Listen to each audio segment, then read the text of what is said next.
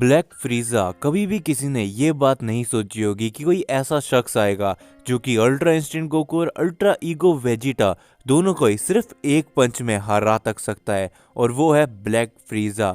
यहाँ तक कि black फ्रीजा God of destruction Beerus से भी ज़्यादा पावरफुल है या फिर नहीं, ये सभी के मन में सवाल है।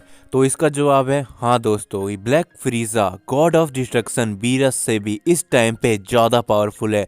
काफ़ी सारे लोग मेरी इस बात में अभी के टाइम पे विश्वास नहीं कर रहे होंगे, तो आज की वीडियो में मैं आप सभी को यही एक्सप्लेन करने वाला हूँ कि कैसे black फ्रीजा God of destruction Beerus से भी ज़्यादा पावरफुल बन चुका है। सो बस वीडियो को लास्ट तक देखना, काफ़ी इंटरेस्टिंग वीडियो रहने वाली है। स्टार्ट करने से पहले ड्रैगन बॉल से रिलेटेड ऐसी वीडियोस आप सभी को इस चैनल पे मिल जाती है, तो आप सभी चैनल को सब्सक्राइब कर देना अगर आप ड्रैगन बॉल के फैन हो। तो सबसे पहले तो हम यही बात कर लेते कि आखिरकार इस टाइम पे ब्लैक फ्रीजा कैसे पावरफुल है बीरस से, एंड उसके बाद हम सभी बात करेंगे ब्लैक फ्रीजा की फॉर्म के बारे में और आखिरकार वो कितनी ज़्यादा पावरफुल है।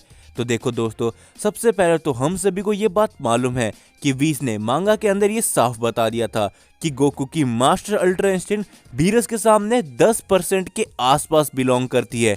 यानी कि गोकू की मास्टर अल्ट्रा इंस्टेंट अगर हम बीरस के सामने लेकर जाए और इन दोनों की फाइट होगी तो गोकू के पास 10% चांस है कि वो बीरस के सामने जीत सकता है। एंड साथ ही में ग्रेनुला आर्क के अंदर हम सभी को नहीं मालूम था कि गोकू की अल्ट्रा इंस्टेंट पावर या फिर मास्टर अल्ट्रा या फिर परफेक्ट अल्ट्रा इंस्टेंट पावर कितनी ज्यादा पावरफुल हो चुकी है कि वो बीरस के किस परसेंट में आके एग्जिस्ट करती है। लेकिन दूसरी तरफ अकोरी टोरियामा ने यह बात साफ कर दी थी कि गोकू और वेजिटा इस टाइम के अंदर जितने पावरफुल है वो ब्लैक फ्रीजा के आसपास एग्जिस्ट ही नहीं करते। यानी कि ब्लैक फ्रीजा का 100% हम ले ले तो यहाँ पर गोकू और वेजिटा का 0% पावर लेवल है ब्लैक फ्रीजा के सामने। तो इस हिसाब से देखा जाए तो कहीं ना कहीं ब्लैक फ्रीजा इतना ज़्यादा अभी के टाइम पे कैपेबल हो चुका है कि वो बीरस तक को सरपास कर सकता है अकोरी टोरियामा की तरफ से। लेकिन ये बात कंफर्म है कि ब्लैक फ्रीजा इतना पावरफुल नहीं है कि वो बीरस को सरपास कर सकता है। लेकिन जो भी फैक्ट्स अभी तक हम सभी को ड्रैगन बॉल के अंदर दिखाए गए, जैसे कि वीस ने भी कहा था कि गोकू के मास्टर अल्ट्रा इंस्टेंट के कुछ परसेंट चांस है कि वो बीरस से जीत सकता है। दूसरी तरफ जब अकोरी टोरियामा ने अपने इंटरव्यू में ये कहा था कि ब्लैक फ्रीजा की इतनी पावर है कि मास्टर अल्ट्रा इंस्टेंट उसके सामने कुछ भी नहीं है, तो कहीं ना कहीं ये दोनों बातें अगर हम मिला के देखें तो शायद से ब्लैक फ्रीजा की पावर इतनी ज़्यादा बताई जा रही है कि वो बीरस को सरपास कर सकता है। लेकिन इन रियलिटी हम सभी को ही मालूम है कि ड्रैगन बॉल के अंदर हम सभी को ये कभी भी नहीं दिखाया जाएगा। यानी कि सीधी भाषा में बोले तो ब्लैक फ्रीजा सरपास नहीं कर सकता बीरस को, क्योंकि हम सभी को अभी तक बीरस की ट्रू पावर नहीं दिखाई गई है। साथ ही में हम सभी को ये बात भी मालूम है कि हम सभी को फ्रीजा की भी अभी के टाइम पे ट्रू फॉर्म नहीं दिखाई गई है। फ्रीजा के अंदर कितनी पावर है हम सभी ने नहीं देखा था। साथ ही में आखिरकार ब्लैक फ्रीजा आया किस चीज के लिए, क्योंकि हम सभी को ही मालूम है कि फ्रीजा ने साफ बोल दिया था कि मैं तुम दोनों बंदर के लिए यहाँ पर नहीं आया हूँ। यानी कि गोकू और वेजिटा से फाइट करने के लिए वो बिल्कुल भी नहीं आया था। उसने कहा था कि मेरे प्लान अभी तुमसे भी ज्यादा कुछ बड़े हैं। तो आखिरकार फ्रीजा किस चीज के लिए आया होगा, एंड साथ ही में ब्लैक फ्रीजा फॉर्म आखिरकार उसने किस चीज के लिए अचीव करी होगी। तो यहाँ पर आप सभी को मैं 3 रीजन बताने वाला हूँ कि आखिरकार फ्रीजा की ब्लैक फॉर्म क्यों आ चुकी है। हम सभी को मालूम है कि फ्रीजा ने कुछ टाइम पहले एक ऐसे शख्स से सामना किया था जो कि गोकू और वेजिटा से भी कई ज्यादा पावरफुल था, और इस टाइम पे मैं बात कर रहा हूँ हमारे लेजेंडरी सुपर सेन ब्रोली के बारे में। तो हो सकता है कि फ्रीजा को पता चला होगा कि वेजिटा और गोकू से भी ज्यादा कोई पावरफुल शख्स है तो वो ब्रोली है।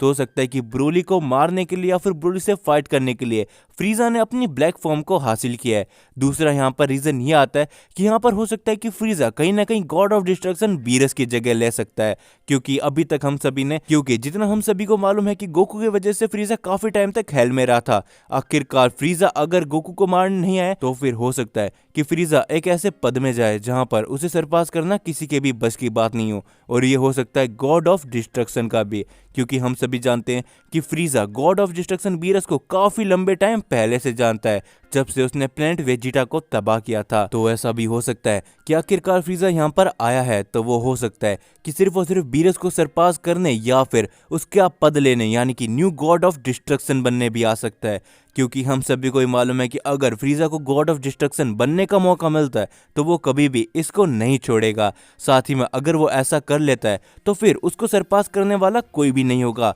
यहाँ तक कि गोकू और वेजिटा भी फिर उसको सरपास कभी भी नहीं कर पाएंगे अगर फ्रीजा गॉड ऑफ ऑफ डिस्ट्रक्शन बन जाता है।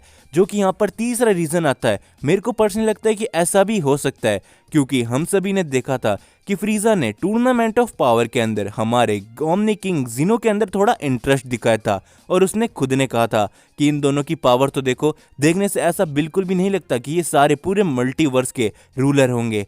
तो हो सकता है कि फ्रीजा कहीं ना कहीं आया हो ओमनी किंग की जगह लेने, और हम सभी को भी मालूम है कि फ्रीजा को ये सब करने में काफ़ी ज़्यादा मज़ा आता है और काफ़ी लंबा टाइम हो चुका है हमने एक ऐसा आर्क नहीं देखा है जो देखने में हमको काफ़ी ज़्यादा इंटरेस्ट है।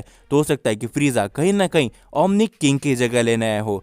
तो हो सकता है कि कहीं ना कहीं फ्रीजा इस टाइम पे अपने माइंड में यही बना कर आया हो कि मुझे कुछ भी करके ओमनी किंग की जगह लेनी होगी। हो सकता है कि इस वजह से फ्रीजा इतना ज्यादा पावरफुल है। तो दोस्तों आप सभी को क्या लगता है कि आखिरकार ब्लैक फ्रीजा क्यों आया है? इन तीनों रीजन में से आपको क्या लगता है? क्या वो ब्रोली से बदला लेना है, या फिर वो न्यू गॉड ऑफ डिस्ट्रक्शन बनना है, या फिर वो ओमनी किंग की जगह लेना है? लेकिन आप सभी को क्या लगता है? अपनी अपनी राय मेरे को कमेंट में बताना। जिस किसी की भी राय मेरे को सबसे बढ़िया लगी उसका कमेंट में पिन कर दूंगा।